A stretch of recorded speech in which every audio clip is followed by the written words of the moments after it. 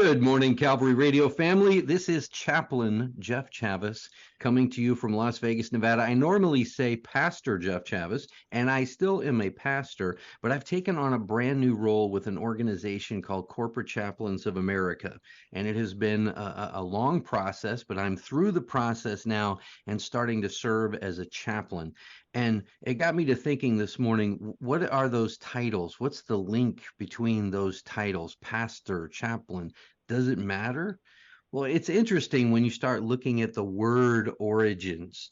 The word pastor, which many of us, that's what we call the leader of our church, right? He's pastor. Like I said, I'm Pastor Jeff.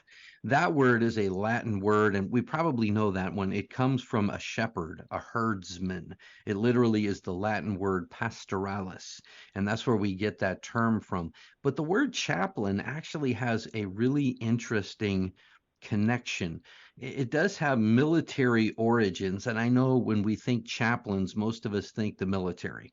We recognize the military has chaplains. Maybe even we think about sports teams or hospitals. Many places have a chaplain available, but what does that word actually mean? Interestingly, it also comes from a Latin word, capella, which literally means a covering or a canopy, a covering. And it comes to us from way back the story of Martin of Tours, sometimes known as Saint Martin of Tours. He lived in the 300s, died in 397 AD. And the story, he's also referred to as Martin the Merciful. And the story goes that before he was really seriously a follower of Jesus, and on the day that he actually was called by Jesus into the ministry, he was serving as a Roman soldier deployed in the area called Gaul. And you remember those Roman military days, they wore capes. Well, Martin comes alongside a really poor man on the side of the road begging. Said he barely had enough clothes to cover himself.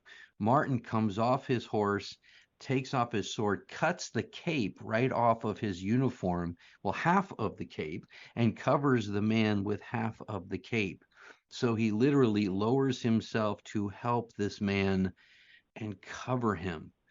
So that's where the origin of the term means. Now, according to legend, Martin had a dream that night of Christ wearing the half of his coat, the half of his cape, the half of his covering that he had used to cover that man with. But that story is really the origin of what it means to be a chaplain. A chaplain is simply someone, often a military individual, who comes alongside another and covers them. In my role as a corporate chaplain, it's an amazing role to think about. There are certain corporations in America that decide that their employees need someone to come alongside and cover them too. So it's amazing that I get to go into workplaces here in my area and come alongside people, preach the gospel where I can. In fact, we're encouraged to preach the gospel where we can.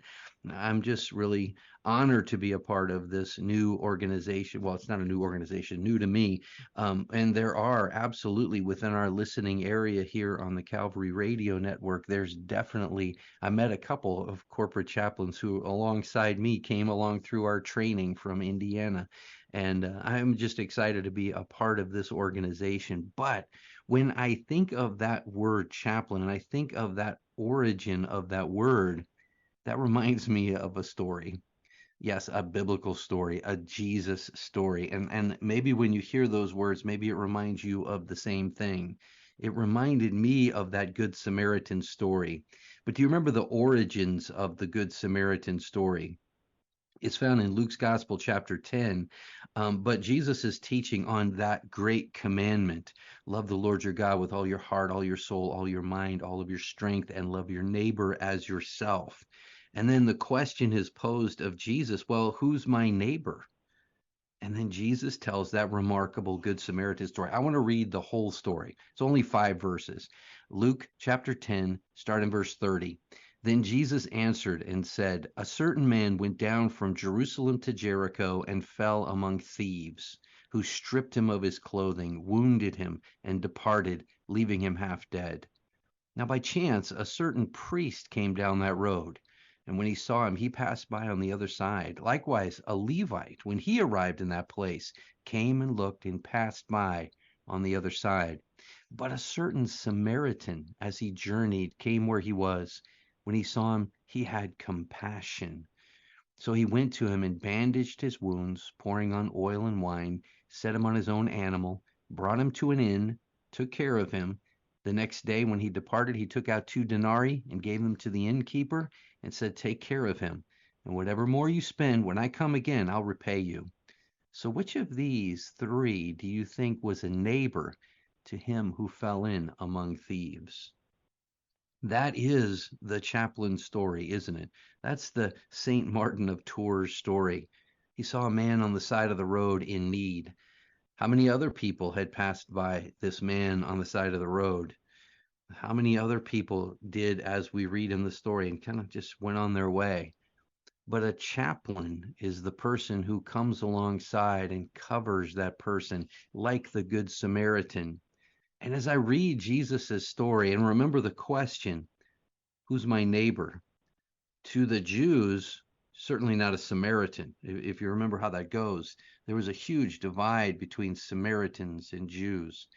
The Jews believed they were not really Jewish. They were half Jews at best, but they were not fully following the law and the commands of God. So we want nothing to do with them. In fact, in some cases, Jews even thought of the Samaritans as worse than unbelievers, worse than pagans. So that's the one thing that you would say when you're asked that question, who's my neighbor? According to Jesus' story, it's those people who we don't think could possibly be our neighbors. And it also makes us think of, when I see a person in need, can I come alongside and cover them? That's the job of a chaplain. Again, thinking of a chaplain in the military, I can imagine those scenes during wartime when the chaplain comes by and covers an individual with prayer, who becomes the Good Samaritan in so many ways. And the more I thought about this, the more I thought, well, that's all of us. All of us are called by Jesus, as he said, who's the neighbor? The one who did this act of covering. And I think about that with each one of us today. And I believe that Jesus would challenge us in the same way when we think about who is our neighbor. Is it that house right next door? Is it that house across the street? Or is it the person in need? Maybe we could become a chaplain to our neighbors, maybe where we work. It's an amazing thing for me to be able to move into this corporate chaplain position and go into businesses who want me to come alongside the people who are hurting in their workplace. But every one of us has the ability to do that. Whether or not the boss gives us permission, we can always come alongside and cover individuals. I recognize that in some workplaces that's not okay to talk about our faith, but you can absolutely do an act of kindness, and maybe, just maybe, someone will ask you why. And you could tell them, it's the love of God that compels me to do this, because you're my neighbor and I want to follow the commands of Jesus.